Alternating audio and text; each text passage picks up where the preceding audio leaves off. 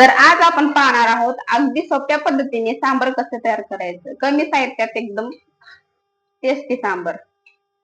नमस्कार, मी भागीरथी. आमच्या चॅनलवर तुमचं खूप खूप स्वागत आहे. तर मी सांबर बनवण्यासाठी 1 वाटी तुरीची डाळ घेतली आहे. ही घरची डाळ आहे, तुम्ही विकतची पण घेऊ शकता. तर आपण या डाळीला धुवून घेऊयात, कारण या डाळीला पावडर ते लावलेलं असतं. आता मी डाळ धुवून घेतलीये, याला कुकर मध्ये टाकायची.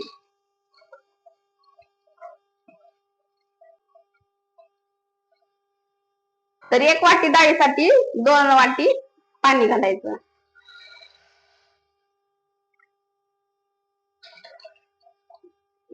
यामध्ये थोडीशी हळद टाकूया, थोडस मीठ टाकूया. डाळ उतू येऊ नये म्हणून थोडस तेल टाकू.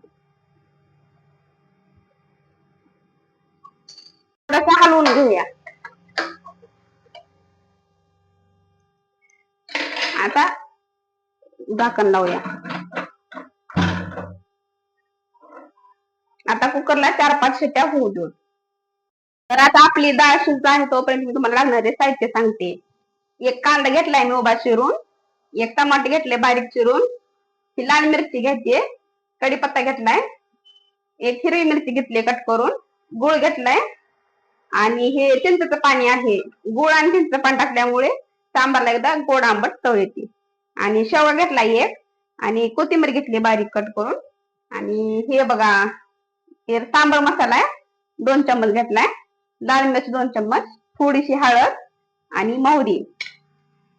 आता आपली डाळ व्यवस्थित शिजली आहे, पाहू शकता तुम्ही. थोडीशी आपली डाळ घट्ट आहे म्हणून आपण थोडं पाणी टाकूया, थोडस पाणी. आता थोडस हलवून घेऊया.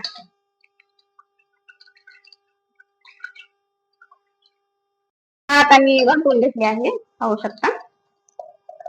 आता आपण फोडणी देऊयात. आपण तेल टाकूया. आपल्याला 3 पळ्या टाकायचे आहे तेल. तेल गरम झाले, यामध्ये आपण मोहरी टाकून घेऊया. यामध्ये कढीपत्ता टाकू लाल.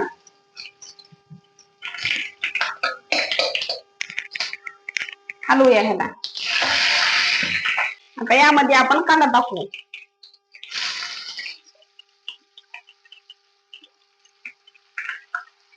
हलवून घेऊ.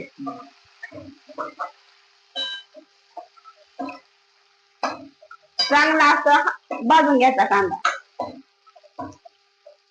कांदा पूर्ण भाजीपर्यंत हलवून घ्यायचा. मध्ये आपण मिरची टाकू, हलवून घेऊ थोडं.